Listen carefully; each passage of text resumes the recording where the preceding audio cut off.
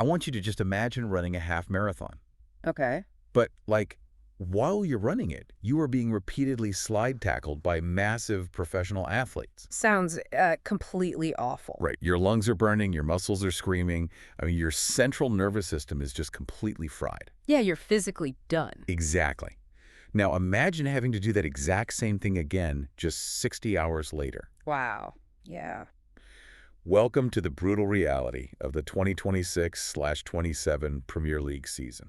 It is biologically terrifying when you actually look at the math. I mean, Yeah. the human body requires roughly 72 to 96 hours for complete muscle glycogen replenishment. Right after a top-level match. Exactly. So forcing these players back onto the pitch with only a 60-hour turnaround, it isn't just asking for fatigue. No. It is practically inviting catastrophic soft tissue injuries. And that is exactly why the internet is currently losing its collective mind. So, welcome to the deep dive. Glad to be here. Whether you are mapping out your weekend mornings for the next 9 months, or you're sitting there wondering if your squad actually has a chance to lift the trophy this year, this deep dive is for you. Absolutely. Because the official Premier League fixtures have just dropped, and we're looking at a scheduling landscape that is basically like a map of landmines. The variables this year are just entirely unprecedented. I mean, we are walking into a season immediately following the newly expanded 48-team World Cup. Which is insane on its own. Right. And the final of that tournament wrapped up on July 19th.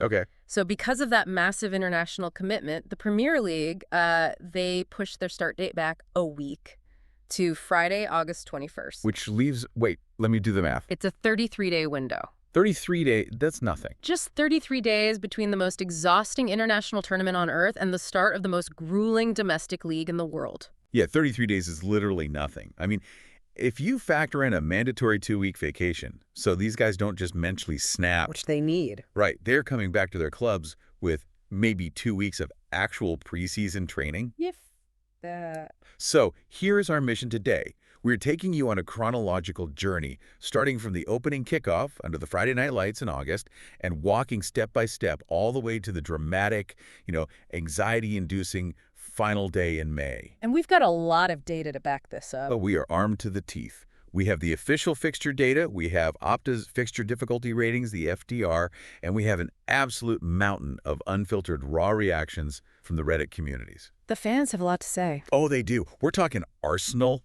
Chelsea, Liverpool, Manchester City, Manchester United, Tottenham, plus a few others who are just currently panicking online. And looking at all those sources, the overarching theme across all of those fan bases is like this bizarre cocktail of extreme anxiety and blind optimism. It's so funny. It really is.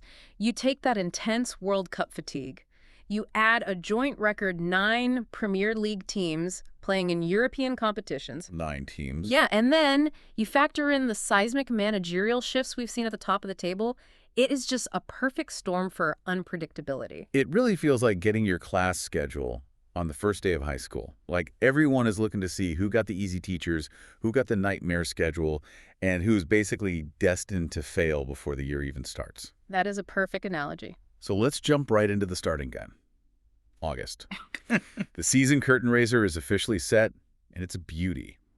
Defending champions Arsenal hosting newly promoted Coventry City on Friday Night Football. Under the lights at the Emirates, Yeah. the atmosphere is going to be electric. But, from a purely narrative standpoint, it is a fantastic baptism of fire. Oh, for Coventry, totally. You take the ultimate measuring stick of the English game, the current Premier League champions, and you immediately test the best team from the championship. Arsenal fans are already basking in the glory, by the way. Just looking at their subreddit, the pride is palpable. I can imagine. One user posted, and you can practically hear the smugness here, quote, "Defending champions Arsenal will kick off," unquote. Just stating the fact. Exactly, just letting defending champions hang in the air for everyone to admire. Naturally. Another fan commented on playing Coventry, saying, quote, "Welcome to the family, son," unquote. Wow. Which is incredibly patronizing. Oh, 100% patronizing, but you have to laugh. And then a third user pointed out the poetry of the matchup, saying, quote, "Premier League winner versus championship winner should always be first game of the season, like a Super Cup." I mean, I argue that while it's a great spectacle for the neutral, it's a psychological nightmare for Coventry. Oh, absolutely. The reality for promoted sides is just harsh. There is no gentle introductory period where you, get to find your footing. Coventry has to play Arsenal away on opening night, and then they have to travel to play Manchester City in game week 3. It's a brutal welcome to the league. And it's not just them. Hull City has to host Manchester United on Saturday lunchtime. Ipswich faces Sunderland. The fans of the promoted teams are looking at this and just bracing for impact. Yeah, the panic sets in early. One Coventry fan on the soccer subreddit wrote, quote, "Lol, welcome to the Premier League, Coventry." Just laughing through the pain. Right. And another chimed in right after, quote, "Man City away just after 2, unquote. And they added that little emoji peeking through its fingers. Yeah, you really have to examine how these early fixtures are going to test this incredible slew of new managers stepping into massive roles this season. Right, the managerial carousel. Exactly. It's been spinning wildly at the very top of the table, and August is going to expose who actually had time to implement a system during that tiny 33-day window. This is where the tactical landscape gets fascinating. So let's start with the blue half of Manchester. Manchester City without Pep Guardiola, It still feels weird to even say that out loud. doesn't it? Enzo Maresca is now in charge, and the fans are acutely aware of the historical echoes here. Oh, for sure. One City fan noted, quote, "The last time we had a home game on opening day was Pep's first game. Now this fixture will happen, and is the first game without Pep." The symmetry there is hard to ignore. It really is. Pep started his era at the Etihad with a home opener against Sunderland, and now Maresca begins the post-Pep era in the exact same setting, but against Bournemouth. Right.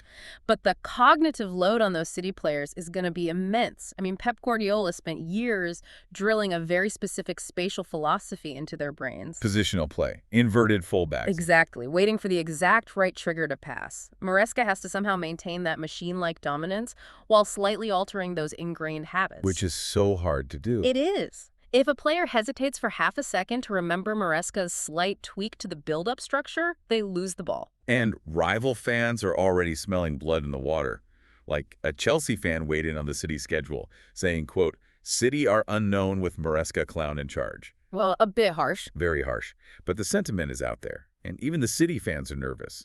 Another user said, quote, "Might put some early pressure on Maresca if we don't hit the ground running." And that's the thing. The pressure to accumulate points mechanically is what defines modern Manchester City. Right, you can't just play well, you have to win. Exactly. If Maresca drops points to Bournemouth or Coventry early on because of tactical teething issues, the media narrative will instantly shift from transition period to absolute crisis. And it's not just City dealing with this. Over at Anfield, Liverpool is starting a new era under Andoni Iraola, who swapped Bournemouth for the Cop. That was a huge move. Yeah, and the Liverpool subreddit right now is this wild mix of blind faith and pure terror. Sounds like Reddit.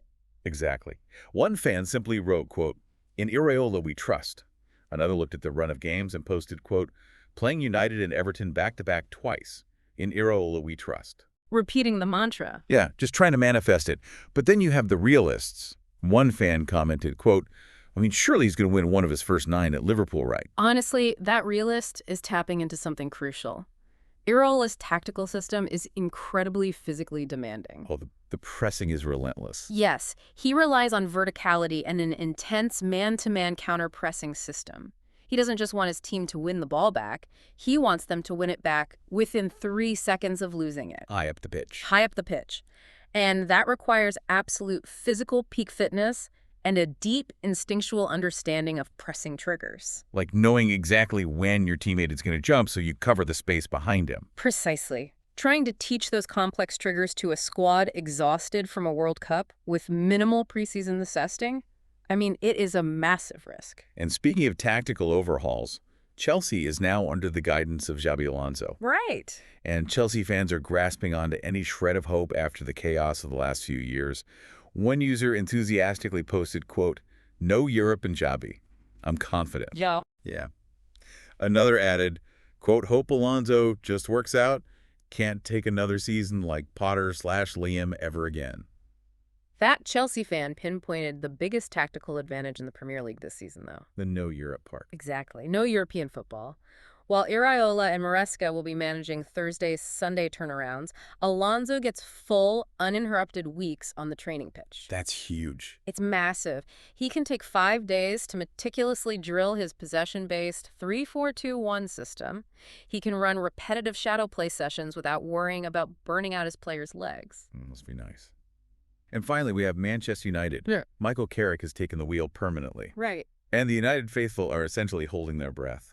One fan wrote, quote, "I pray Carrick succeeds." Another is dreaming big, asking, quote, "What happens when Carrick nonchalantly continues his good winning record?" I mean, it is incredibly rare to see City, Liverpool, Chelsea, and United all undergoing profound identity shifts simultaneously. It really is. But I have to challenge a narrative that always pops up right around now. Okay, lay it on me. Fans and pundits obsess over the quote-unquote new manager bounce. Well, yeah. The idea that a new boss comes in, wipes the slate clean, and suddenly the players are sprinting twice as hard to secure their spot in the starting 11. We're at the honeymoon phase. Yeah.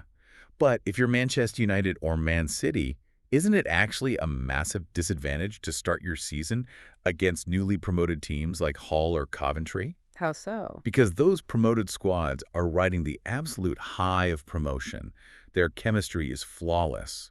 Meanwhile, your giant club is stumbling around trying to learn a brand new tactical language. That's a really good point. The new manager bounce is largely a myth when it comes to the start of a season following a major tactical overhaul. Oh, really? Yeah, it applies more to mid-season sackings where a fresh face relieves a toxic dressing room tension. Right. But in August, what you actually have is profound tactical vulnerability. Right. Think about the psychology of Hull City, Ipswich, and Coventry. They have spent the last 10 months winning. And winning breeds a very specific, aggressive type of confidence. It does. They are going to walk onto the pitch in August with absolutely zero fear because nobody expects them to win. They are playing with house money. They can just fly into tackles. Precisely. Meanwhile, you have Manchester United players under Carrick who might be hesitating for just a fraction of a second to remember where they are supposed to stand in a newly implemented zonal marking system. And that fraction of a second is everything. Exactly. Against a fearless, highly motivated, promoted side, that fraction of a second is all it takes for a Coventry striker to slip behind the defense and score. The big teams are incredibly fragile in August. Which naturally leads us to look at the hard data. Because despite the fear of newly promoted teams, the computers have run the numbers. They always do. Let's look at the fixture difficulty rating, the FDR. Who actually got lucky with a fixture computer and who got completely shafted? Well, the FDR is a fascinating metric, but it requires serious context. Yeah, for anyone who isn't obsessively managing a fantasy Premier League team, let me explain how Opta Analyst calculates their FDR. Please do. They don't just look at the names of the clubs. They run a complex algorithm, factoring into team strength, home advantage versus away disadvantage, historical head-to-head records, and recent form. It's a lot of variables. It is. And they crunch all of that to rank difficulty on a scale from 1 to 5. A 1 is a proverbial walk in the park, and a 5 is an absolute nightmare scenario. Right. And looking at the first 5 matches of this season, the data is clashing violently with the fans' eye tests. Because algorithms fundamentally lack emotional context. Exactly. They look at a newly promoted team and assign a low difficulty rating. They completely ignore the sheer adrenaline and chaos of a home opener for a club that hasn't seen top-flight football in years. So true. So let's start with the quote-unquote easiest starts on paper. According to Opta, Liverpool has the easiest opening 5 games with an FDR of 2.6. Okay. Manchester City and Brentford sit at 2.8, and Manchester United is also right there at 2.8. Interesting. Let's dissect Liverpool's 2.6. They open away at Newcastle, which is a brutal test. Always is. But then they get Nottingham Forest, Ipswich, Fulham, and Bournemouth. And Liverpool fans are practically printing the t-shirts already. Oh, they love a good run. One fan declared it an, quote, easy 30 points. Wait.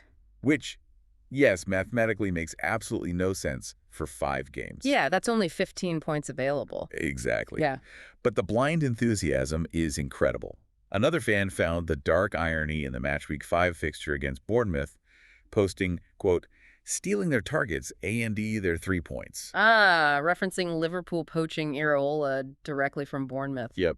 The hubris of football fans in July is just a beautiful, fragile thing. It really is.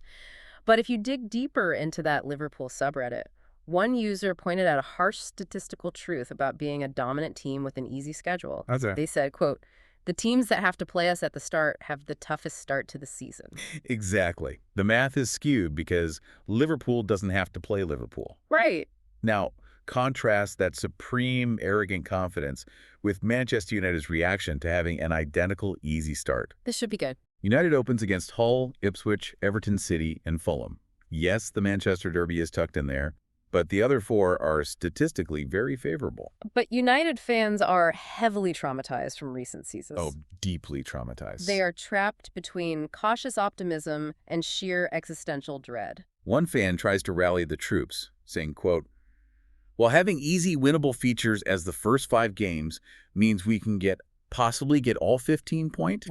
But the dread immediately swallows that comment. Another user replied, quote, "Just means the schedule gets tougher elsewhere." True. And another fan asked the terrifying question, quote, "Wasn't it the easy games that gave us the most problem last season?" And that fan is absolutely correct. Yeah. Tactically, United struggled immensely to break down a low block. Explain the low block for us. For sure. So a low block is a defensive strategy where the opposing team parks all 11 players deep in their own half, like right on the edge of their penalty area. Just a wall of bodies. Exactly. They refuse to press high, meaning there is absolutely no space for fast wingers to run into.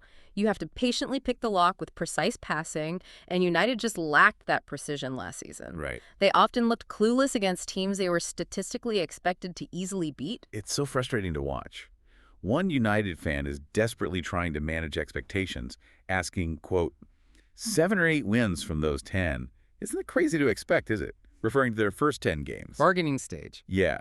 And then comes the ultimate reality check from another user who posted, quote, "Crazy that people still have not realized that there's no easy fixture at PL." That is the golden rule of English football right there. It really is. The algorithm might say Hull City away is an easy fixture for Manchester United, but a cold, windy trip to a raucous MKM stadium against a newly promoted team fighting for their lives with a fan base that has waited a decade to scream at Manchester United players. It's terrifying. It is never mathematically simple. Okay, so let's flip the script and look at the hardest starts. The algorithm has dealt brutal, punishing hands to Bournemouth and Coventry, both staring down a 3-point SOS FDR. Yikes. Hull and Fulham are sitting at 3.4. Now, it makes sense for the promoted teams to have high FDRs simply because they are facing established Premier League sides. But Fulham's start is legitimately terrifying for their supporters. Oh, Fulham fans are in full panic mode. Listen to this run of games. Chelsea, Sunderland, Palace, Liverpool, and Man United. Oh, wow. All in their first 5 weeks. One fan laid out their utter misery, quote, "As a Fulham fan, I'm very nervous. No manager and quite a worn squad." They don't even have a manager. No. Another fan simply looked at the schedule and said, quote, "Even the fixtures are laughing." When you have no permanent manager installed yet, an aging squad, and you're facing Chelsea, Liverpool, and United in your first month, the psychological damage can be fatal. How do you recover from that? Often you don't. By the end of September, the players are staring at 1 point from 5 games, confidence is completely shattered, and the team is deeply entrenched in a relegation battle before the clocks even go back. That is bleak. Of course, these computer ratings bring out the absolute best in fan tribalism. Always. The debate over the quote-unquote fairness of the schedule is raging. Rival fans love to dissect these numbers to prove there is a grand conspiracy against their club. Everyone wants to be the victim. Exactly. Opta actually gave Manchester United the absolute hardest start last season and the easiest this season. And United fans are quick to weaponize this. It is the ultimate ammunition for online arguments. One United fan noticed the complaints rolling in from other clubs and posted, quote, "I see rival fans and Sky Sports have already started crying about it." So aggressive. Oh, yeah. Another fired back at the conspiracy theorists, saying, quote, "Gave his hardest first 5 last year. No need to cry about agendas." Fair point, I suppose. And my personal favorite, a United fan taking a completely unprovoked shot at Liverpool, saying, quote, "Liverpool's looks easier, but they're not massive enough for headlines." Oh, the petty tribalism is the lifeblood of the sport. It really is. But this constant debate raises a fascinating point about the psychological impact of the FDR on media narratives. What do you mean? Well, let's say Michael Carrick at United or Andoni Iraola at Liverpool drop points in these statistically easy first 5 games. Right. The media pressure is going to be 10 times worse than if they had been handed a tough schedule. The headlines write themselves, Right. crisis at Old Trafford as United stumble against minnows. It's like the media builds the pedestal just to have a better ankle to knock them off it. Exactly. I think about the FDR like a weather forecast on your phone. Okay. If the weather app says it's going to be a beautifully sunny 75 degrees, which is your easy 2.6 FDR, it doesn't mean you won't step in a massive hidden puddle of mud and ruin your expensive shoes. Right. You can still drop points to a newly promoted side like Hull, even if the forecast promised a sunny, easy afternoon. The forecast doesn't dictate the reality on the ground. It just dictates the expectation. Yeah. If you are handed an easy start, the expectation isn't just to win, it's to dominate. Anything less is framed as a tactical failure. But listen, all of these August predictions, all these fans' banking points, based on an easy FDR, that mathematical optimism completely ignores the biological reality of what happens when the calendar flips to September. Oh, autumn is when it gets real. Because that is when the European flights begin. The real test of a squad's depth, their actual physical limits, begins when the weather turns cold and the midweek travel starts. The autumn grind. From September to November, the season truly begins to bare its teeth. This is where the contenders are separated from the pretenders. We have to look at the sheer scale of European commitments this year. We have a joint record presence in Europe. Yeah. 9 Premier League clubs are competing across the continent. That's almost half the league. It's wild. You have your usual heavy hitters in the expanded Champions League, but you also have Sunderland making a spectacular emotional return to the Europa League and Brighton having to fight through the Conference League playoffs. And we cannot underestimate the fatigue factor here. Remember that abbreviated 33-day break following the World Cup we talked about? Barely enough time to blink. The hangover from that tournament is going to hit the players' bodies exactly as the European group stages kick off. Perfect timing. Take Brighton, for example. Because of how the UEFA coefficient works, which is essentially a ranking system based on past European performance that dictates when a team enters a tournament, Brighton has to play a UEFA Conference League playoff match on the Thursday before the Premier League opening weekend. Wait, really? Yes. They literally start their season with a high-stakes Thursday night European tie, travel back, and play their domestic opener on Sunday. That is grueling. And the fans are acutely aware of how these European nights destroy the domestic schedule. Yeah. When you look at the rival comparisons of the toughest stretches, the anxiety is just palpable. Specifically regarding the matches scheduled immediately following a European away day. Right. The dreaded Sunday afternoon kickoff after a Wednesday night in Istanbul or a Thursday night in Eastern Europe. The travel completely disrupts their sleep cycles, which is the most critical window for physical recovery. Let's look at Arsenal. They view October and November as their absolute hurdle. One Arsenal fan looked at the calendar and posted, quote, "That October-November run with CL fixtures in between looks particularly challenging." They're not wrong. No. Another fan took a broader, slightly more pessimistic view of the whole autumn, saying, quote, "Bar the promoted teams, every game will be tough." Arsenal's high-intensity style under Arteta requires maximum physical output from every single player on the pitch. Because of the pressing. Exactly. When you sandwich a high-stakes Champions League group game between 2 tough Premier League fixtures, the drop-off in their pressing intensity is measurable. Wow. If they are even 5% slower to close down an opponent, their entire defensive structure breaks. If Arsenal fans are stressed, Liverpool fans are staring straight into the abyss. Their autumn block is terrifying. Let's hear it. One Liverpool fan broke it down, quote, "October 31st to November 28th is absolutely brutal. WTF is that schedule, lol. Arsenal, Palace, United, Everton." Oof. That is a run. Yeah. Another fan chimed in on the specifics of those matchups, noting, quote, "OG bogey team, biggest rival, and city rival back-to-back-to-back twice is interesting." Let's unpack that because it's fascinating. They have Palace, who the fan rightly calls their bogey team. Right. For the listener, what exactly makes a bogey team? In football psychology, a bogey team is an opponent that, regardless of form or league position, consistently causes you immense trouble. Due to a weird stylistic mismatch or historical mental block. They just have your number. Exactly. Facing Palace, then United, then Everton, which is the Merseyside derby. A game played on pure adrenaline, all while juggling the new, expanded Champions League format that is a crucible for Iraola. But then you have the other side of the coin, Chelsea. Ah, yes. They missed out on Europe entirely last season, and their fans know exactly what a massive advantage that is. One Chelsea supporter posted, quote, "Many of them will still be in European matches whilst we won't." I see some positives here. It is a tangible physical advantage. Yep. Absolutely. While Liverpool and Arsenal are flying back from the continent at 3 in the morning on a Thursday, dealing with cabin pressure and cramped legs, Xabi Alonso has his Chelsea squad resting in their own beds. Sleeping peacefully. He has them doing slow, tactical walkthroughs, preparing exclusively for their weekend opponent. So let me ask you a controversial question. Oh. If you were managing a squad full of international players who just went deep in a 48-team World Cup over the summer, does playing in something like the Europa League or the Conference League actually hurt your Premier League title chances more than it helps your club's prestige? Oh, wow. Like, are you genuinely better off intentionally fielding a team of teenagers, tanking a Thursday night game in Bulgaria, just to save your star players' hamstrings for a Sunday match against Arsenal? It's the ultimate taboo question. No manager will ever admit it. Right. But analytically, the answer is yes. Real? The physiological toll is immense.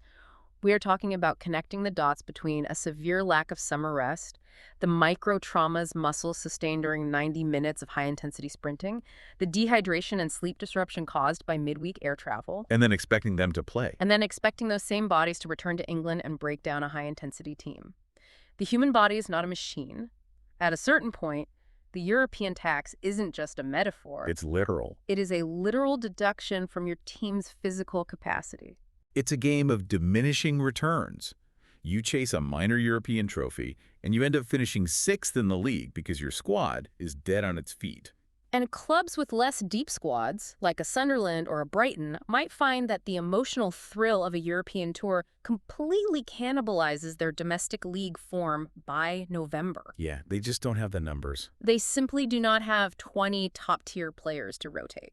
Well, if the players thought autumn was exhausting, the powers that be in the Premier League have introduced a brand new rule for the winter.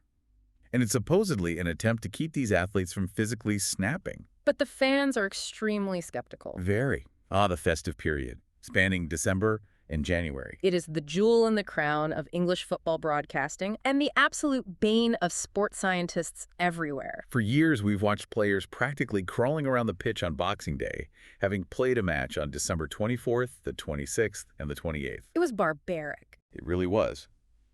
But this year, to address the horribly congested international calendar and the fallout from the World Cup, the league has mandated a new 60-hour rule. The 60-hour rule. It sounds like the premise of a survival reality television show. It kind of is. The rule states that clubs will have at least a 60-hour break between fixtures over the Christmas and New Year period. Okay. But, paradoxically, the official fixture release also noted that despite this guaranteed break, Boxing Day is actually getting a, quote, fuller schedule this year. So wait, they are guaranteeing slightly more rest between individual games, but they are packing even more games into the specific holiday dates. Yes, the broadcasters demand their content and the league obliges. Wow. And the fans are looking at this winter pileup with absolute dread. The sheer volume of games is staggering. Let's look back at the Liverpool subreddit. This fan essentially did the math and panicked. Let's hear it. Quote, "The fixture pileup between January to March is insane. If we progress to the League Cup semifinals," let me read that without stopping. "If we progress to the League Cup semifinals, starting from Boxing Day all the way till 21st March, we'll potentially be playing one match every 3-4 days for 3 entire months." One match every 3 to 4 days for a quarter of the year? Yeah. That is a war of attrition. But some fan bases found a massive silver lining in the geography of their winter fixtures. Arsenal fans realized they caught a huge break regarding travel. Oh, geography is huge. One fan pointed out, quote, "One thing I think we absolutely lucked out for December. All our away games are versus London teams, so minimal traveling. That is a massive hidden advantage. Just taking a bus across town." Exactly. During a period where recovery time is literally measured in hours, not having to sit on a train to Newcastle or take a flight to Manchester can be the difference between a pulled hamstring and full fitness. All right. Arsenal staying in London allows them to maintain their normal recovery protocols in their own state-of-the-art facilities. But even with geographic luck, the festive period is famous for the ghost of Christmas past. Yes, the ghosts. This is the time of year where title challengers traditionally falter, where cold, rainy nights in December derail entire seasons. And Manchester City fans know exactly what their traditional stumble looks like. They've lived it. One City fan mapped out their nightmare scenario, saying, quote, late Jan, early Feb, hardest run from what I can see. Hmm. Brighton, Asna, Fulham, followed by our annual collapse at Spurs. Annual collapse at Spurs. So funny how they just accept it. It's incredible how certain stadiums just become cursed ground for specific teams, regardless of who is managing or what form the teams are in. Yeah. Pep Guardiola notoriously hated taking his teams to the Tottenham Hotspur Stadium, and the fans clearly expect Maresca to suffer the exact same fate. It's a mental block. Okay, I need to push back hard on this 60-hour rule. Go for it. Because earlier you mentioned the medical reality of recovery, and 60 hours is exactly 2.5 days. Right. If I play a 90-minute high-intensity Premier League match on a Saturday afternoon, 60 hours later is Monday night. Yep. 2.5 days is barely enough time for me to do a load of laundry and grocery shop. It's like trying to recharge a completely dead smartphone, but you only have a 15-minute car ride to do it. That's a good way to put it. The screen might turn on, but the moment you try to run a heavy app, like sprinting after a winger, the battery immediately crashes. Mm-hmm. Is the league basically treating a gaping bullet wound with a tiny branded Band-Aid? It is absolutely a Band-Aid. The 60-hour rule is a massive compromise that heavily favors the broadcasters. We talked about muscle glycogen replenishment taking up to 96 hours. Yeah. But you also have to factor in central nervous system fatigue. The cognitive drain of playing under immense pressure takes days to reset. Your brain is just tired. Exactly. At 60 hours, the players are stepping onto the pitch for that second game in a state of partial lingering fatigue. So they are biologically compromised before the whistle even blows. By definition, yes. And this is exactly why the winter period defines the title race. It is the moment where squads with deeper benches will inherently pull away from the pack. The rich get richer. Basically. The teams that can seamlessly swap out 5 elite starters for 5 elite bench players and not see a drop in tactical quality air. Your Manchester Cities, your Arsenals will thrive. And the rest. The teams relying on a core group of 13 or 14 players will physically break down. Hamstrings will snap, concentration will wane in the 80th minute, and points will be dropped. The winter period is purely Darwinian.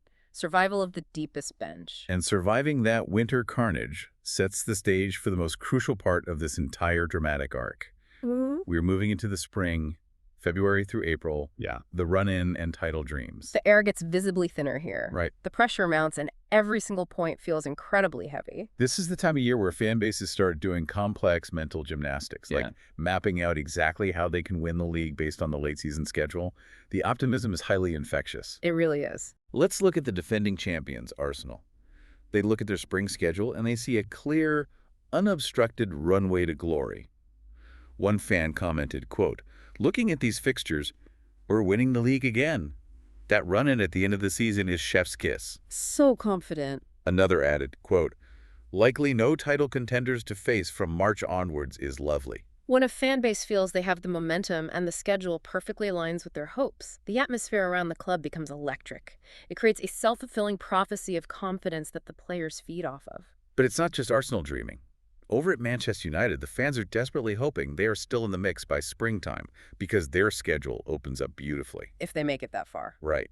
One fan eagerly noted, quote, wow, if we're anywhere near a title race come April, they are a wonderful run of 8 fixtures to make a real charge. 8 fixtures is a lot of points. It is. Another echoed that sentiment, quote, April and May fixtures are so kind to us. But notice the crucial caveat in that United fan's comment. If we're anywhere near a title race. Yeah, that if is doing a lot of heavy lifting. It really is. That is the million-dollar question for a transitioning squad under Carrick. Right. Because this period is also the ultimate managerial crucible. Think about Enzo Maresca at City or Xabi Alonso at Chelsea. Oh, the pressure. If Chelsea has a rocky autumn and they aren't sitting firmly in the top 4 by April, does Alonso even survive to see the end of the season? The modern managerial leash is incredibly short. Especially at Chelsea. Exactly. If a board of directors feels the lucrative Champions League qualification revenues slipping away in April, panic sets in, and they will fire a manager just to try and force a short-term bounce in form. I always compare the April fixtures to the final sweeping turn in a Formula One race. Okay, I like this. You've survived the chaotic start, you've navigated the tight, technical, tire-treading middle section of the winter, and now you are on the final turn. It is exactly here where the pretenders burn out their engines and slide off the track, and the true elite contenders somehow find another gear and accelerate into the straightaway. I like the Formula One analogy, but if we connect the dots back to our earlier discussion about European commitments, that final straightaway is littered with debris. How so? Well, if Arsenal or Man City are grinding their way through the Champions League quarterfinals or semifinals in April, those domestic Premier League fixtures that look so kind and easy on paper suddenly become terrifying trap games. Because the managers are forced to rotate the squad. Exactly. Imagine Mikel Arteta having to play a crucial, physically exhausting second leg against Real Madrid in the Champions League on a Wednesday night. Okay. And then he needs to secure 3 points against a desperate relegation-threatened Sunderland on Saturday. Right. He has to rest his star players. The tactical rhythm is disrupted. The substitutes lack match sharpness. That is exactly how titles are lost in April. Because they take their eye off the ball. Yes, the statistically easy games become the hardest hurdles because the squad's focus is divided. Which brings us to the final act, the grand finale, the month of May. This is it. This is the month where legends are made, statues are commissioned, and frankly, some of these fixture lists look like absolute medieval torture devices. May is unforgiving. There is no tomorrow in May. You either win or you go home empty-handed. Let's start with Tottenham Hotspur. We have to focus on the incredible, almost comical difficulty of Spurs' final 5 games. I need you to brace yourself for this. I'm ready. Arsenal away, Chelsea at home, Coventry away, Man United at home, Aston Villa away. That is a staggering gauntlet. It's ridiculous. If they are chasing top 4, or God forbid, embroiled in a relegation scrap like some pessimistic fans always fear, that schedule is a nightmare. Playing Arsenal, Chelsea, United, and Villa in the final month is cruel. The Spurs fans on Reddit are oscillating wildly between absolute rage and dark gallows humor. Yeah, I bet. One fan simply posted, quote, "The fuck is that May schedule?" Straight to the point. Yeah. Another leaned heavily into the conspiracy theories we talked about earlier, saying, quote, "The Premier League just couldn't handle a team finishing 17th, then 1st. That's why they did us dirty in May." A bit of delusion there. A lot of delusion. And then you have the existential dread from a third fan who wrote, quote, "Hope we're not needing a last-minute May escape this season." It's the ultimate test of their squad's resolve. If they survive that, they deserve whatever position they finish in. But while Spurs fans are dreading May, rival fans are dreaming of the ultimate humiliation. The final days of the season are when fantasies of title deciders and forced guards of honor run wild. Ah, the Guard of Honor. We have to explain this. For the listener who might not know, it is the most beautifully petty tradition in English football. So petty. If a team secures the title before the final game, the opposing team must form 2 lines and literally applaud the champions onto the pitch. Having your bitterest rivals applaud you because you've already won the league, it is peak football theater. It is the absolute pinnacle of bragging rights. And Arsenal fans have a very specific dream scenario this year. They finished the season at home against Brighton, but their second-to-last game on May 1st is at home against Spurs. Yes. One Arsenal fan manifested it online, saying, quote, "Win the league at home versus Spurs. 1st May. That would be historic. Another gleefully posted, quote, "Winning the league on 1st May at the library," with a little peace sign emoji. And the library, of course, is a historically derogatory term used by rival fans to mock Arsenal Stadium for being too quiet. Right, but they've reclaimed it. Yes. Arsenal fans have reclaimed it, ironically. Winning the title against your North London rivals, forcing them to watch you celebrate in your own stadium. That is the stuff of folklore. Liverpool fans have a slightly more wholesome but still amusing dream. They finish at home against Bournemouth. Oh, right. Irola's old team. Exactly. One fan joked, quote, "Nice to see we could lift the PL trophy at home on the final day. With Bournemouth fans, we can all hold hands and celebrate Irola." A joint celebration of the manager they stole. Incredible level of It patronization. really is. And then you have the sheer terror from Manchester City fans about their final day. One user realized the implications of their schedule and posted, quote, "Can't believe they're going to have City play a title decider on the last day." The anxiety of a final day decider is unmatched. City fans lived through the legendary Aguero moment in 2012, which was incredible, but medically speaking, no fan actually wants to live through that level of cardiovascular stress again. I thought I was going to have a heart attack just watching it on TV. Exactly. Okay, you are the expert here, so I have to ask you the question that every fan screams into the void on fixture release day. Lay it on me.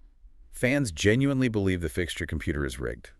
When you look at Spurs' brutal run-in, or City potentially playing a massive title decider on the very last day, is there any chance at all, that the Premier League manually tweaks this algorithm for maximum television ratings? It is the most persistent conspiracy theory in football. It has to be rigged, right? Honestly, it's completely understandable why fans believe it.